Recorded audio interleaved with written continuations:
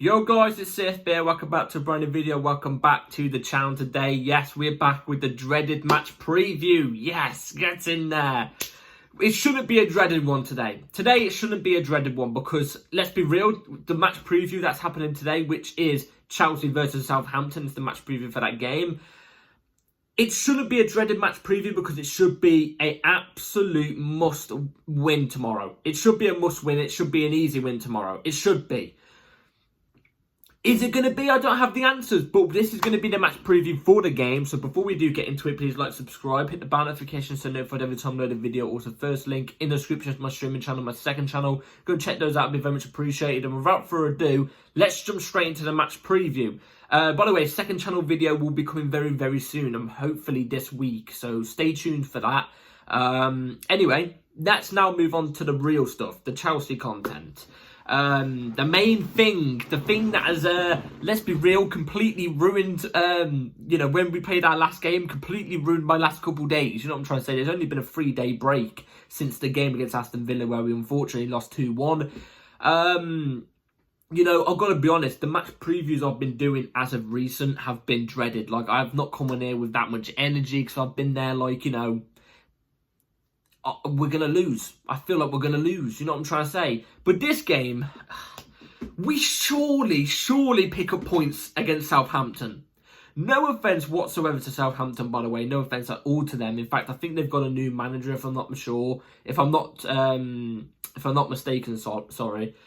I think they've got a new manager. Not recently, but since we last played them, I'm pretty sure. I don't know too much about Southampton, I've got to be honest. I know that Leslie Okachuku is playing for them. He's had a good couple games here and there. He's not really playing that often enough.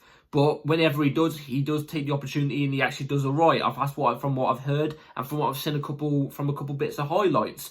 But let's be real, Southampton... Oh, sorry, I've got hair in my eye. Southampton should be an easy game. Going up against Southampton should be an easy game. You know what I'm trying to say? They're currently lying bottom of the table, I'm pretty sure, right now. Yeah, rock bottom of the table on 9 points, which is, in 26 games, which are 2 wins. Yeah, 2 wins, 21 losses and 3 draws. I think they are currently, because there's only obviously 12 games left in the Premier League, I think they are currently on course to becoming one of the worst Premier League teams of all time. I think it's Derby that hold that record. It's Derby or something like that. Wigan, for some reason, comes up to my head for some reason. But Southampton are currently on course for that. I don't know what the target of points is. I think it's like 12 or 14. Can they beat that? Perhaps. They don't really strike me as a team being the worst team in the Premier League in general. You know what I'm trying to say? Like, ever. But they have the potential to go down like that if they carry on the way they're going. Obviously, they've got a tough, like what you would imagine a tough test, which is against us tomorrow. But, you still shouldn't take these teams lightly. Relegation teams, even when they look like they're down and out, you should not take them lightly. And tomorrow, we definitely should not be taking Southampton lightly. Lightly, sorry. Usually it's around this time of the season, around the last 10 games of the season, where the relegation teams pretty much know that they're going to get relegated, but for some reason they start to turn up against teams. I don't know what it is. It can happen. It does happen sometimes in the Premier League. And, who knows, that could be the turning point for Southampton tomorrow. I bloody hope not. I hope Charity FC does not turn up with the red carpet and let Southampton walk over Stamford Bridge, because the game is at Stamford Bridge tomorrow. If it was at Southampton's ground, maybe I'd be a little bit more wary, but I'll still be saying to you guys right here, right now, in front of the camera, we should be getting 3 points easy from this. Easy from this. Tomorrow, I'm expecting a clean sheet. I'm expecting a win. Whether it's a 1-0 dominating win, whether it's a 2-0 dominating win, we should be dominating the game. We should be getting the 3 points, and ideally, we should be keeping a clean sheet as well. They haven't really scored much goals either. Hold on a second. Yeah. They've only scored 19 goals and they've conceded 61. If we concede tomorrow, it's going to be catastrophic. Either way, you know what I'm trying to say? Either way you look at it. Obviously, we've been on a bad run of form recently. Obviously, with the 2 losses to Brighton, the loss against Villa. It can hammer you sometimes. But I feel like when you look back on it, we've had quite a lot of away days there. We had 2 back-to-back away days against Brighton. You know what I'm trying to say? I get it, there was a week in between there, but there's still back-to-back away days, Cup, League, and then now we go down, and then we went in the league again against Villa at Villa Park away. You know, at least this time we're at the bridge. At least this time we're out the bridge. And I think, actually, if I'm not mistaken, it's not really an excuse, because I think, actually, our away form, in terms of us picking up points, I think our away one is better than our home one this season, if I'm not mistaken. But anyway, since we lost to Villa, we have now dropped to 7th place. 1 point below 4th. Yeah, 1 point below 4th. Obviously, Bournemouth are on the same amount of points as us. They're on 6th. They're in 6th. Newcastle in 5th on 44 points. And then Man City on 44 points in 4th. But Forest are only on 47 points and they're in 3rd. So if a win tomorrow could take us 1 point off 3rd. You know what I'm trying to say? It can. But also, then again, a loss tomorrow could take us all the way to 9th. Because Brighton are on 40 points. Aston Villa are on 42 points. That's 9th and 8th. So tomorrow could either be really, really good and a good step in the right direction, because it's a win at home. It doesn't matter who it's against. It could be Southampton, whatever. I don't care. But it's still a win at home. It also elevates your confidence a little bit more, because you finally got that win on the road. If it's a proper dominated performance with a 5 or 4-0 win, or even more, then it could even elevate the mentality even more. And also, when you look at the table, it could put us still close to top 4 with a win tomorrow. If we draw or lose tomorrow, it could absolutely derail the mentality for everything that I've just said, but the opposite. You know, at a loss at home or draw at home against bottom of the league, who are on 9 points, you know what I'm trying to say? Which could also drop us all the way to 8th or 9th place in the table. Further away from top 4, it could derail our season completely even more. Because don't get me wrong, mathematically we are in contention to get top 4 right now. We are. But also mathematically we are in contention to go to 9th or even 10th. 10th are on 39 points. They're not totally far behind us, which is Fulham. They're not totally behind us either. So I actually think tomorrow, it seems like every game at the moment is make or break in my opinion. But it seems like tomorrow could be a big one in terms of the mentality. It's a big game in terms of mentality. It's also a big game in terms of getting the points, because a loss will absolutely derail our season. I'll tell you this, if we lose tomorrow against Southampton, that's it. I think that's the season done. You can call top 4 off. Doesn't matter how many points we are mathematically off there. I think Champions League football will be gone. See what I'm trying to say? I think 5th is also Champions League boundary as well, if I'm not mistaken, this season. We have to wait and see about that at the end of the season. But either way, a loss or a draw tomorrow is done. Our next game, by the way, too, is against Leicester. Yeah, our next game is against Leicester. That should also be a 3-pointer. That should be easy 6 points in those 2 games there. Those 2 games should be easy 6 points. If we do not get 6 points in those games, I saw Paul Merson say it. He said if Chelsea don't win both of these games, Enzo Maresca should be sacked. I'm not going to come on here and say Enzo Maresca should get sacked, because I think the problems are bigger than Enzo Maresca. Do I think he's been, not as great as what he was at the start of the season over the last few games, especially the last 10 or so games? Yes, I do agree. He's been very, very poor in that behalf in terms of his man management. Subs isn't really going to his favour because there's been injuries happening. But, you know what I mean? Just everything, the system, it's derailed. Stuff's derailed. You know what I'm trying to say? The things he says in the press conferences have been derailing a little bit. A bit hit and miss, you know what I'm saying? But I won't call for Enzo Maresca's head, but if we definitely don't get 6 points out of, if we don't get 6 points out of Southampton and Leicester, by the way, 6 points, not 4 or not 0 or not 2. I'm on about 6 points. Then my patience will be very, very, very, very thin with Maresca. In terms of, I'm not going to come on camera and say if he should be getting sacked. But if we don't get the 6 points, then if he was to ever get sacked, then I'd look back at it and go, yeah, kind of understandable. You know what I'm trying to say? But I'm not on that boat. I still like Enzo Maresca really a lot. I still think he's been chucked into a chaos show. You know what I'm trying to say? So I'm not going to put it all on Enzo Maresca.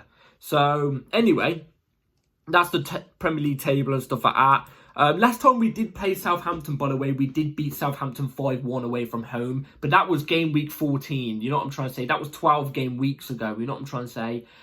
We've still got another 12 game weeks left of the season. So stuff can change. Stuff can change. I'm expecting us to be the far more dominant team on the ball tomorrow. And I'm not talking stupid possession in terms of passing back and stuff. No, I want to see relentless attacking. I want to see a relentless attack. I want us to see us actually dominating the game.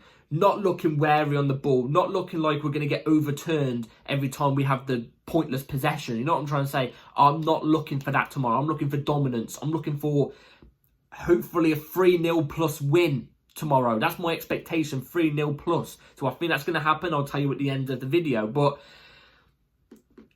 this should be a must-win, man. We all should be looking at this and going to must-win.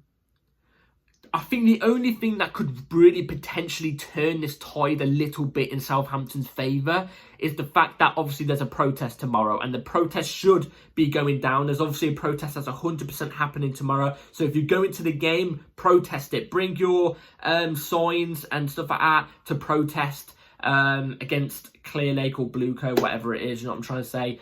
Make sure you're there to protest. And if you just live next to near the grounds but can't get to the game, try and get there to protest. You know what I'm trying to say? We need as many people there as possible to protest. I wish I could go, but I can't. Maybe, hopefully, in a couple of weeks' time, we'll have to wait and see.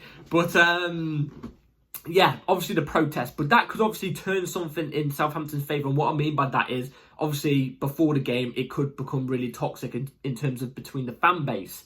But it's different outside the ground compared to inside the ground. Because inside the ground, they're going to back the team. The fans are going to back the team. The fans are going to get behind the team and the manager unless it goes completely tits up. You know what I'm trying to say? Before the game, after the game, protest your thoughts and whatever. You know what I'm trying to say? But that's the only thing I can really see maybe potentially turning it in Southampton's favour, but I don't think it will. You know what I'm trying to say? So anyway, there is not really much team injury news apart from the usuals. Obviously, Jackson out injured, Madueke out injured. Obviously, the usuals, Lavia, Fofana, Badiashile, they're all out injured still. We're still running thin on attacking areas of the pitch, you know what I'm trying to say, in terms of personnel. But we're going to have to make do, and it should be enough to get a result against Southampton tomorrow. So anyway, I'm going to show you the lineup, the 11 I'm going to go with for tomorrow real quick, because it's pretty predictable. So, the 11 I'm going to go with for tomorrow is going to be right here on the screen. Philip Jorgensen in goal, Marco Correa left back inverting into midfield. Tosin Adarabioyo and Trevor Chalobah as your two centre-backs. Reece James at right back inverting in as a right centre-back. Enzo Fernandez, Caicedo, double pivot. Jadon Sancho off the left. Cole Palmer in the 10, Pedro Neto off the right, and Nkunku as the ST. Now, obviously, let's go through the reasons why I've chosen these players. Jorgensen, pretty self-explanatory, has to be in. Even though he made that blunder for Villa's second goal, I still think he's better than Sanchez. His distribution was good on the weekend as well. So I'm going to go Jorgensen goal. Still trust him a little bit more than Sanchez. Marco Correa left back. Get this guy inverted into midfield. I think the last couple of weeks, Marco Correa has been kind of underwhelming. I think he's starting to go back to the old Correa. But he's not been one of our worst players. Again, the only option we can really go for at left back right now. Marco Correa at left back. Reece James over at right back, right centre back. If you asked me what I would do with this team personally, not the terms of personnel, but the system, I would be having Correa and Reece James as fullbacks or wing backs, one of the two, because Reece James is so vital going forward. But we're not going to see that, are we? We're not going to see that because that's not the system Maresca does. Reece James at right centre back is still top notch. You know what I'm trying to say? He doesn't do much mistakes. Don't play him in midfield. I think we've seen it with Reece James at midfield against Villa. In my opinion, it just didn't look like it worked. So I'm going to go with a right centre back. I prefer him there. Tosin and Trevor Chalobah are two centre backs. Please play these two as a centre back pairing, please. The times we've seen these two as a centre back partners, they were both our best centre back partnership I've seen, and that was against Wolves.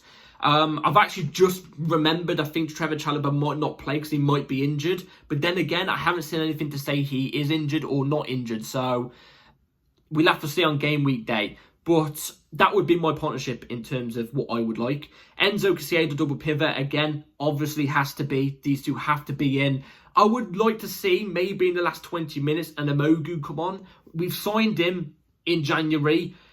Obviously, we know he's going to go to Strasbourg at the end of the season. Obviously, Santos hopefully going to come into this squad.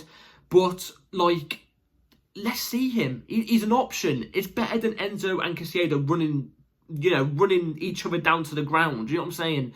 Because they're playing every single game week. You know what I mean? So obviously they're the two that we have to go for. By the way, quick one on Enzo Fernandez. I saw Enzo Fernandez after the game against Villa was visibly upset. He looked visibly upset after the game. Like, he looked like he proper cared. And I like that about a player. You know what I'm trying to say? Like, it's gutting to see. It's gutting to see, don't get me wrong, because I don't want to see one of my players getting upset on the pitch. But it shows that he cares about the club. And I've seen a lot of people the whole season saying that Enzo Fernandez should leave Chelsea and stuff. He's never been good enough and stuff. But this guy cares about the club and he is good enough, man. So it was just a nice thing to see that a player fully cares. You know what I'm trying to say? So I hope Enzo Fernandez is going to be fine now. But I thought he played a great game against Villa. And let's carry on with the rest of the team. Sancho off the left, it has to be. He's been underwhelming for a little bit now, admittedly. I think Southampton could be the bounce back though, so I'm hoping he bounces back. Pedro Neto off the right. Again, I thought against Villa he was actually quite good. I think against Villa he was decent. The thing with Pedro Neto is he's missing a box dominant striker. If you get a box dominant striker there in the team for a player like Pedro Neto, I'm telling you right now, he's already having 7 or 8 assists to his name. Easy. You know what I'm trying to say? So I think the hate on Pedro Neto is a little bit too much as well. But admittedly, he does need to do a little bit more and get a bit more consistent. Palmer in the 10. Palmer's another one I really want to talk about again.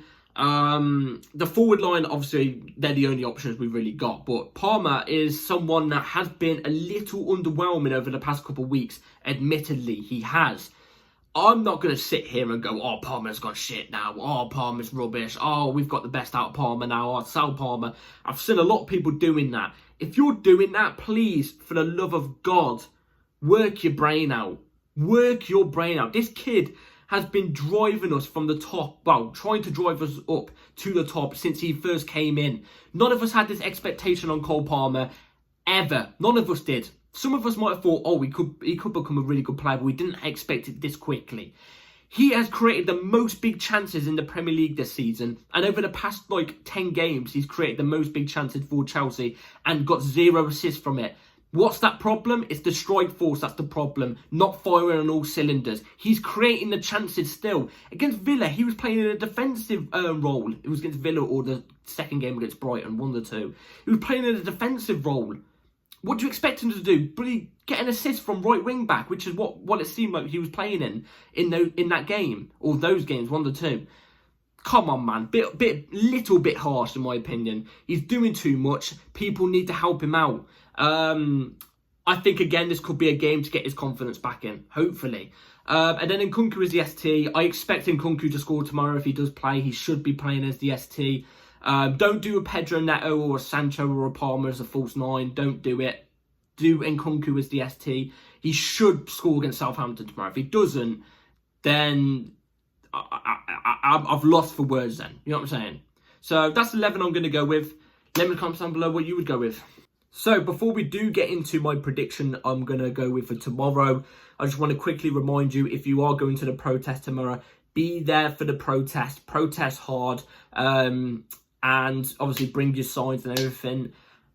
Be there, make an effect, and yeah, don't back out. You know what I'm trying to say? Like I said, if I could, I would be there. Like I said, so I'm going to be supporting from here. You know what I'm trying to say? I'm going to be supporting from here, and I'm going to be on the lookout. So big up to you all that are going there.